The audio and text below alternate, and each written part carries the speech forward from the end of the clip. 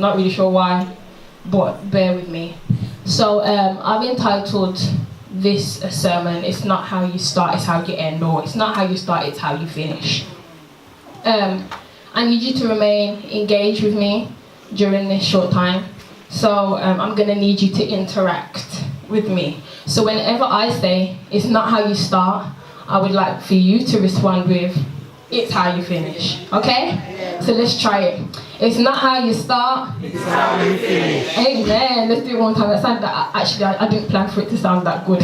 So it's not how you start. It's how you finish. Okay, wonderful. So for those of you who have had the painful experience of hearing me talk about football, you'll know that I know minimal amounts. I've never been really that interested in it, but I kind of just desperately want to be involved when everybody else is talking about it, because I'm the one that doesn't know anything. It's not yet worked out, to be honest, but it was one of the first things that came to my head when I wanted an illustration about, what I'm trying to say, when I wanted an illustration to communicate best what I'm trying to say. And we know, if you've heard me speak before, I love illustrations. So it was the first thing that came to my head. Football, here we go. Who in here supports Arsenal? Yeah. Okay.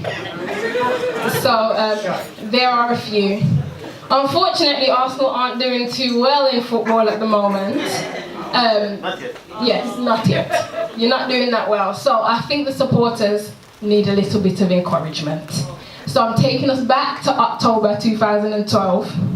In the match Reading versus Arsenal, the score set, I'm going to just read this off here, because I'm going to forget. Reading versus Arsenal, the score sat at 4-1 at half-time. That's 4 for Reading, okay? 1 for Arsenal. The first slide, please. And click again. So that's 4-1. I've done an illustration so you can understand it. 4-1. Then we enter the second half, okay? And this for me is where things get a little bit exciting. Even for me, and I don't support Arsenal, I don't support any team, but it gets a little bit exciting for me. So 65 minutes in, Giroud, I hope that's how you pronounce the name, scores a goal for Arsenal, okay? And he brings the score to 4-2, okay? So I need an Arsenal side and I need a Reading side. You guys can be the Arsenal side. So when Arsenal score, I need you to cheer, okay? And when Reading score, I need you guys to cheer. Just heads up, you guys are not going to be cheering that much, okay? So we're now at 4-2. 89 minutes in, Koscielny scores another goal for Arsenal. Hey! So we brought the score now to 4-3.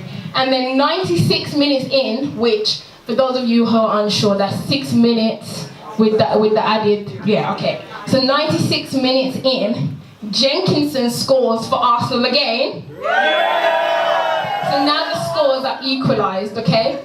We've come from 4-1 and now we're at 4-4, okay? So I'm not entirely sure, somebody might want to explain to me after why the match didn't end there, because I kind of just saw at the end of the time, it just ended. But maybe this was a special kind of game. Cup match. Okay, there we go. It's a cup match, so it went on. Okay, learning something new every day. So now we're into extra time. Yeah. This is after the added time. Yeah. We're into extra time. Yeah.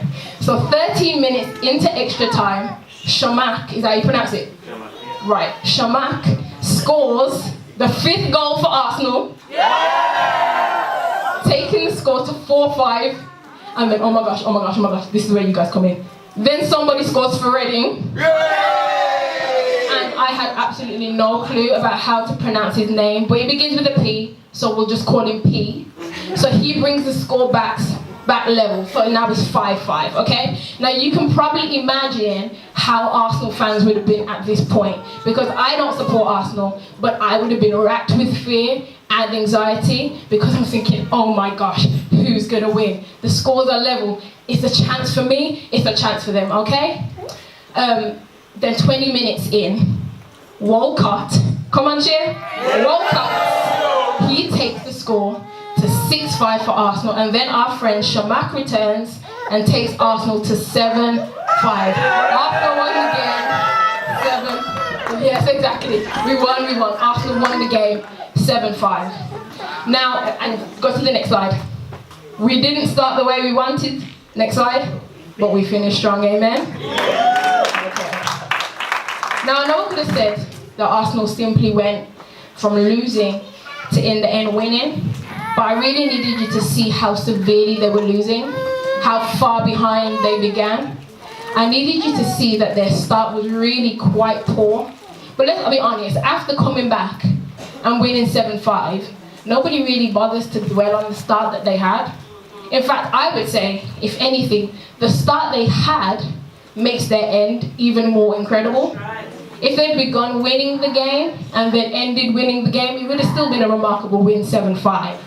But having that poor start and the great end makes the whole situation even more amazing, don't you think? Yeah. It's not how you start, it's how you finish. Okay. So how many of you have read the story of Esther in the Bible? Just a quick show of hands. Okay. So I have, but I needed to refresh my mind for this sermon. So I read it, and it seemed like such a fantastical story to me. Something that you wouldn't really expect to happen in real life. You see, Esther, she was a Jew. She was among the exiles, and she was parentless. She was looked after by her cousin. She was the definition of powerless, really. I have to put it into a bit of context. I want to take you back maybe to 1960 America. And instead of Esther, the woman is called Aretha. And instead of being a Jew, she's black and parentless and looked after by her cousin. If I said to you that she would become the first lady of the United States and save all the black people from slaughter, would you so easily believe me? Because I wouldn't believe me. But that's exactly what happened in the story thousands and thousands of years ago with Esther. We aren't going to read through the whole story, even though it's relatively short. I'll just give you an overview, and in your own time, feel free to go and read the story. The book's only 10 chapters long, so you can read that in one sitting, but I'm not going to go over it right now. So, as I've said, Esther was a Jewish exile. She was raised by her cousin Mordecai, as her parents had died, and she was one of the many women taken to the king's palace after his order and edict was proclaimed. He sent out an order for virgin women, as he was basically looking for a replacement for the current disobedient queen. So Esther is there. She undergoes the 12 months of preparation before she can see the king. So I don't need to go too deeply into that. She goes through a preparation time before she can go and see the king. Okay? And when Esther's time comes to see the king, she wins his favor and he crowns her queen. She hasn't revealed yet that she's a Jew, by the way. So please understand that her being queen didn't mean she was liberated. She was still under the authority of someone. That someone being the king, okay? So I think it's safe to say that Esther didn't start off great. She was an orphan, a Jew, and now she's stepping into a role where she's being used for the pleasure of the king. That's what she's being used for. So her start wasn't that great, I would say. However, as you will see when you read the book, the story follows that because Esther is in the position she's in, she has the favor of the king, she has the authority to ask for a few favors, and in turn, she saves the Jews in the kingdom who were set to be slaughtered. Imagine if Esther had been defined by her start, okay? Imagine if, because of how she started, she had to stay where she was, and God refused to use her for greatness. Imagine that. The story may have ended a lot differently. But Esther was not defined, by her start. She was not condemned to spend the rest of her days in that place. We can call it a pit stop. Her start wasn't awesome, but her end was amazing. It's not how you start, it's how you finish. Okay. So let's just quickly, this term is really short. Let's quickly look at just another individual. So Paul gives us much of what we know as the New Testament now. So most theologians, and I do biblical studies and theology at uni, so I've looked into this. Most theologians believe that he wrote Romans, 1 and 2 Corinthians, Galatians, Ephesians, Philippians, Colossians, 1 and 2 Thessalonians, 1 and 2 Timothy, Titus, and Philemon. That's a lot of books in the New Testament. From the man who persecuted Christians to the one who proclaimed Jesus Christ, often suffering for it. So just just quickly, I'm going to read 2 Corinthians 11 to 23 to 27, just to show you what kind of suffering he went through. It says, I've worked much harder, been in prison more frequently, been flogged more severely, and been exposed to death again and again. 5 times I received from the Jews the 40 lashes minus 1. 3 times I was beaten with rods. Once I was pelted with stones. 3 times I was shipwrecked. I spent a night and a day in the open sea. I've been constantly on the move. I've been in danger from rivers, in danger from bandits, in danger from my fellow Jews, in danger from Gentiles, in danger in the city, in danger in the country, in danger at sea, and in danger from false believers. I have labored and toiled and have often gone without sleep. I have known hunger and thirst and have often gone without food. I have been cold and naked. This man went through a lot for the sake of Christ, okay? He went through a lot. And that's what we think about. That part is what we think about. We think of the great things that Paul allowed God to do in, with, and through him. Yes? We don't say, Paul, all of that's great, but, you started off by persecuting Christians, so all of that's kind of invalid and a bit trivial. We don't. We say wonderful and marvelous, and we're so happy that someone who had a bad start could still be great and still do great things. Amen. So, the story of Paul shows us that God can save and use anyone. And more importantly to what I'm saying today, it doesn't matter how you start, It's how you finish. Amen. If Paul had remained as Saul, which isn't just a name, but for us a representation of the old man, the one who started off, the one who began, we might not have a lot of the New Testament that we look to for guidance, for teaching. But he didn't remain as Saul. Although we look back at the character of Saul, what is important for us is the transformation of Saul to Paul, and how Paul conducted his life and how he finished. We don't say Paul was once Saul and so Saul is all he'll ever be. No, because it's not about that. It's not about how you start, it's about how you finish. So I want you to just take a moment to consider, have you had a bad start? Now, it might be quite something quite heavy, something really heavy. You've been a victim, you've experienced some really serious stuff. Or it could be something a little lighter, but it has nevertheless begun to define you. It's become not only your starting place, but your resting place, and it's threatening to be where you end as well. God can use you. Amen. He doesn't look for people who have got it all together, those who have had a perfect run from the beginning, and he doesn't exclude you because you've had a weak start. I'm not sure if there are any non-believers in here, but if there are, I want to talk to you and those who may be on the fringe. Just because things haven't started well for you, just because you may have done things or thought things or said things that aren't exactly right, that doesn't exclude you from the greatness God has in store for you. Okay? Esther went through a preparation period, 12 months of preparation she went through before she could come into the king's presence. Just like Esther, you may have to go through some preparation time before you see the awesomeness God has for you. Okay? Your first step is to say, you know what, Lord? I haven't had a great start, but I know you can give me a great finish. Okay?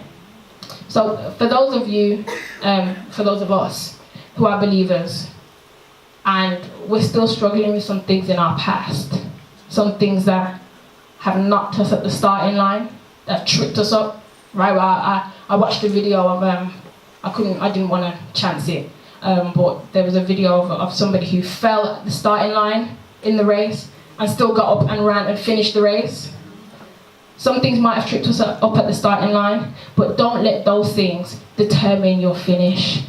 Look at Saul. God changed him, and God can bring change to you and to me. So I'm speaking now to you, Esther, Eze. You may not have had the best start. Things may not have worked out the way you once planned them. Okay? I know some things about you. I can't claim to know everything, but I know some things. And I'm sure that just like the rest of us, there are some things that might have contributed to what you might call a bad start. But let me tell you, you cannot use that as an excuse not to aspire for greatness. Okay? You cannot use that as an excuse.